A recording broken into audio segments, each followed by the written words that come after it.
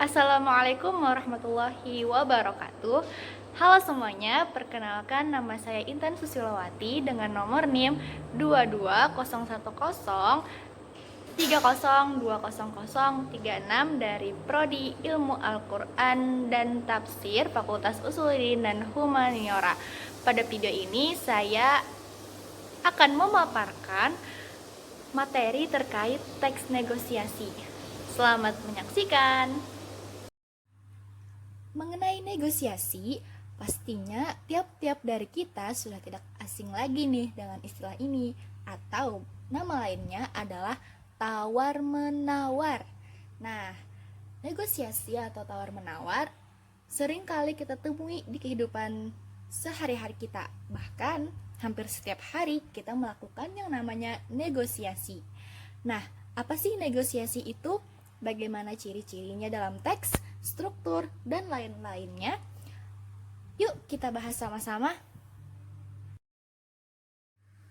Yang pertama-tama kita akan membahas pengertian dari negosiasi atau teks negosiasi itu sendiri.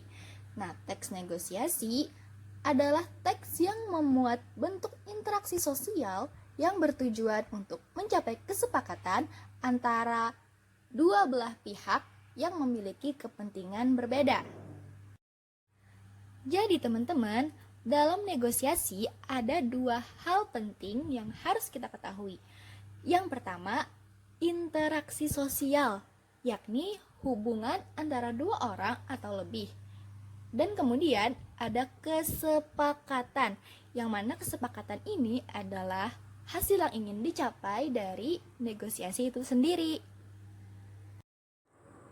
Pembahasan terkait teks negosiasi. Dalam sebuah teks, pastinya nih teman-teman sudah tidak asing lagi dengan istilah ciri-ciri teks dan struktur teks. Demikian juga dalam teks negosiasi. Dalam teks negosiasi ada beberapa ciri dan struktur. Untuk ciri-cirinya, yang pertama adalah menghasilkan sebuah kesepakatan. Jadi dalam bernegosiasi, di antara pihak-pihak yang terlibat nantinya akan menghasilkan sebuah kesepakatan yang disetujui kedua belah pihak atau pihak-pihak yang terkait. Ciri-ciri yang kedua, menghasilkan keputusan yang saling menguntungkan. Nah, teman-teman, jadi dalam bernegosiasi, masing-masing pihak yang terlibat harus sama-sama mendapatkan keuntungan. Ciri-ciri yang ketiga ada memprioritaskan kepentingan bersama. Jadi teman-teman, dalam bernegosiasi masing-masing pihak yang terlibat harus mendapatkan keuntungan yang sama. Jadi tidak boleh ada pihak yang lebih diuntungkan dan ada pihak yang dirugikan. Kemudian ciri-ciri yang keempat adalah sarana untuk mencari penyelesaian. Jadi negosiasi dilakukan karena adanya perbedaan-perbedaan baik itu kepentingan maupun pendapat dari pihak-pihak yang terlibat. Jadi hadirlah negosiasi sebagai sarana untuk mencari jalan tengah ataupun penyelesaian dari perselisihan tersebut. Kemudian ciri-ciri yang terakhir ialah mengarah pada tujuan praktis. Setelah kita membahas ciri-ciri, kita lanjut ke struktur teks negosiasi. Struktur teks negosiasi yang pertama ialah orientasi atau bagian pembuka. Kemudian ada permintaan, ketiga pemenuhan, keempat penawaran, kelima persetujuan, dan yang terakhir penutup. Mungkin teman-teman bingung nih, bagaimana penerapan dari struktur teks tersebut dalam teksnya langsung. Nah, oleh karena itu, mari kita bahas bersama-sama pada slide selanjutnya.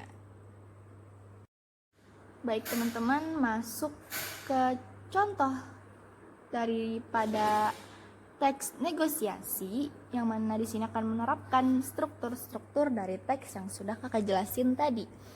Nah, yang pertama nih, ada dua orang selaku pihak yang berinteraksi sosial yakni ada pembeli dan penjual.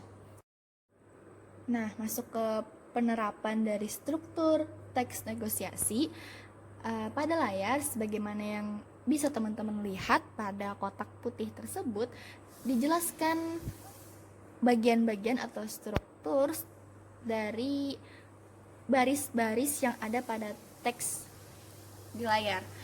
Yang pertama, baris pertama dan baris kedua merupakan orientasi atau pembuka daripada negosiasi, yang mana di sini pembeli bertanya tentang harga gitar yang kemudian dijawab oleh si penjual. Kemudian masuk ke baris ketiga, yakni bagian permintaan. Nah, di situ pembeli menyampaikan bahwa boleh tidak seandainya harga dari gitar tersebut kurang dari yang sudah disebutkan oleh si penjual. Di situ ada bagian permintaan dari salah satu pihak. Kemudian pada baris keempat merupakan pemenuhan dari permintaan si pelanggan. Jadi si penjual memenuhi permintaan dari si pembeli untuk mengurangi harga. Setelah sama-sama sepakat bahwa harga tersebut boleh dikurangi, maka pada baris kelima sampai pada baris ke-8 terjadilah proses tawar-menawar ataupun negosiasi antara penjual dan pembeli dari toko gitar tersebut. Nah, kemudian pada baris ke-9 barulah dijelaskan tentang persetujuan, yakni ada kesepakatan yang sudah diperoleh dari hasil tawar-menawar.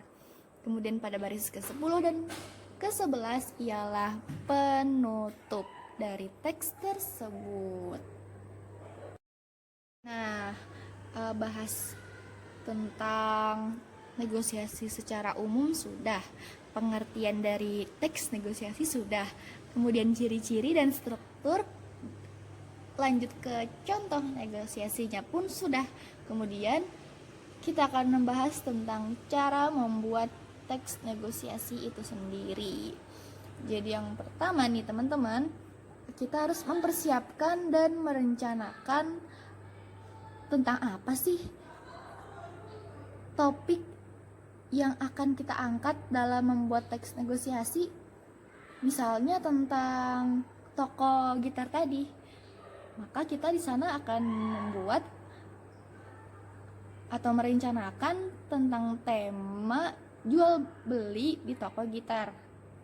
Kemudian ada menentukan pihak-pihak yang berkaitan. Nah, kalau di toko gitar tadi ada penjual dan pembeli dari gitar. Kemudian menentukan hal yang dinegosiasikan. Nah, pada contoh tadi, hal yang dinegosiasikan ialah harga dari gitar itu sendiri. Kemudian yang keempat ialah menyiapkan penyampaian ataupun argumen. Yang kelima, merancang kegiatan tawar-menawar dan menyelesaikan masalah. Kemudian ada menentukan penutup. Lanjut ke menulis teks negosiasi. Setelah kita dapat di gambarannya, lanjut kita tulis teks tersebut, entah itu ke buku ataupun ke kertas portofolio sesuai dengan tugas kita. Dan yang terakhir ialah mengembangkan kerangka menjadi sebuah teks.